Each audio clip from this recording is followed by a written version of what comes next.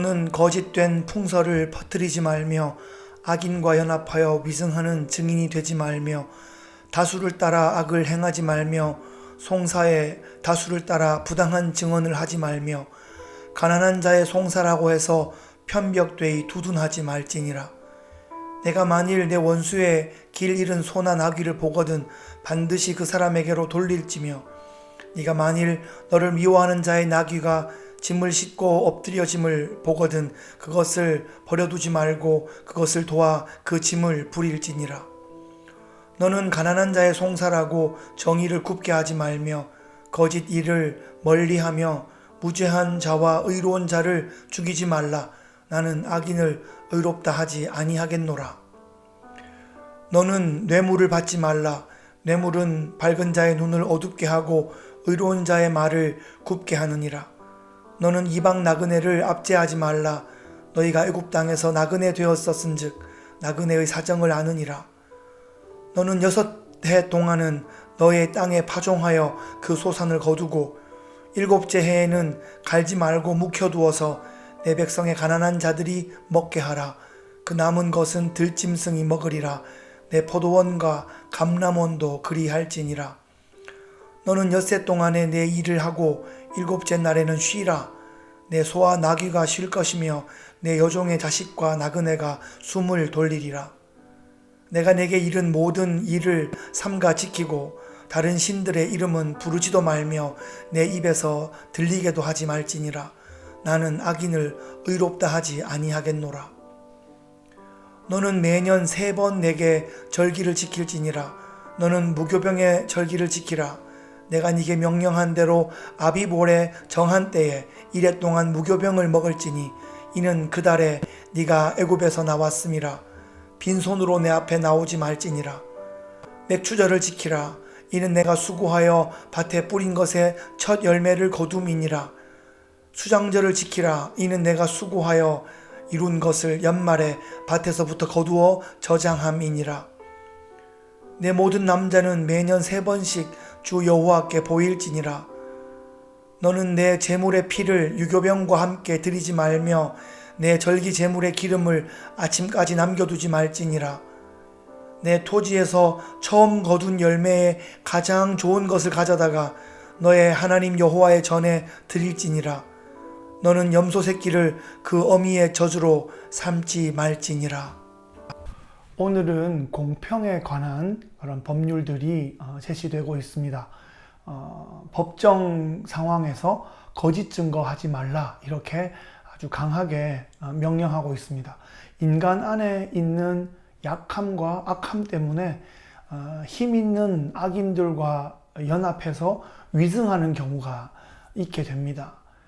거짓을 조금만 보태면 나한테 유리해지는 그런 경우에는 안 본 것도 보았다고 하고 본 것도 잘 모르겠다고 하는 그런 일들이 발생합니다. 이런 일들은 세상에 너무나 만연해 있습니다.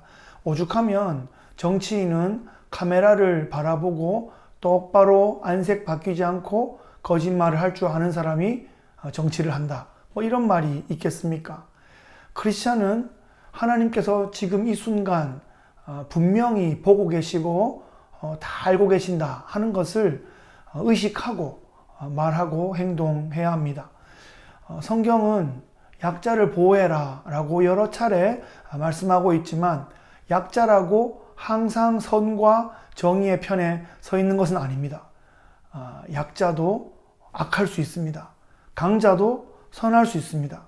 우리가 약자나 강자의 편에 서는 것이 아니라 정의와 진리의 편에 서고자 해야 합니다. 무조건 약자의 편에 서려고 하면 그것이 오히려 정의를 굽게 하고 그것이 우상숭배가 될 수 있습니다. 적극적으로 거짓말을 하는 경우는 아니라고 하더라도 자신이 정확히 모르면 모른다고 해야 합니다. 다른 사람을 악의적으로 공격하려는 사람에게 빌미를 제공할 수 있습니다. 내가 본 것과 내가 아는 것, 내가 생각하는 것과 내가 해석하는 것, 이것을 잘 분명하게 구분해서 말해주는 그런 습관을 갖는 것이 중요합니다. 자칫하면 나의 분명치 않은 애매한 말 때문에 무죄한 자와 의로운 자가 굉장한 위험에 빠질 수도 있습니다. 오늘 본문은 뇌물을 받지 마라 이렇게 말하고 있습니다. 뇌물인지 선물인지 구분할 수 있는 지혜가 필요합니다. 어려울 때 서로 돕고 격려하고 섬기고 세우는 그런 형제애는 너무나 아름다운 것입니다. 그런데 무언가 대가를 받고 제공하는 것은 뇌물이 될 수 있습니다. 경제학에서 공짜 점심은 없다 이런 유명한 격언도 있죠. 뇌물을 받으면 잘못된 것을 잘못되었다 말하기가 어렵습니다. 뇌물을 받으면 바르게 말하는 사람의 말을 인정하지 않고 또 말을 돌리거나 오히려 공격하는 그런 경우도 생기고 있습니다. 지금 한국과 미국에서 선거 부정이 있다라는 의혹이 강하게 제기되고 있습니다. 부정이 있다고 말하는 사람의 말이 거짓인지, 부정이 없다고 말하는 사람의 말이 거짓인지, 둘 중 하나는 분명히 거짓일 것입니다. 합리적으로 생각할 때 둘 중 하나는 분명히 뇌물이나 그에 상응하는 대가를 이미 받았을 것이다. 그렇게 추측해 볼 수 있습니다. 그런데 이미 뇌물을 받은 사람이 너무 많으면 진실을 드러내기가 너무 어려울 수도 있습니다. 민주주의의 근간인 선거제도가 이렇게 오염되어 있고 죄악의 온상이 되어 있습니다. 이것이 최고의 교육을 받고 최고의 실력을 가지고 있는 엘리트 집단이 모여서 하고 있는 일들입니다.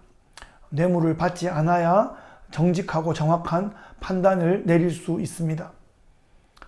네, 오늘 본문은 이방 나그네를 압제하지 말라고 하십니다. 이스라엘이 애굽에서 나그네였기 때문에 나그네의 사정을 잘 알 것입니다. 그런데 개구리가 올챙이적 생각을 잘 못하는 경우가 많은 것 같습니다. 한국 사람들이 미국 사회에 살면서 무시당하기도 하고 인종차별적인 상황을 겪기도 했습니다. 그런데 열심히 일하고 자리가 잡히고 나면 직원들을 두게 될 때 또 타 인종들인 직원들을 함부로 대하는 경우들도 많았습니다.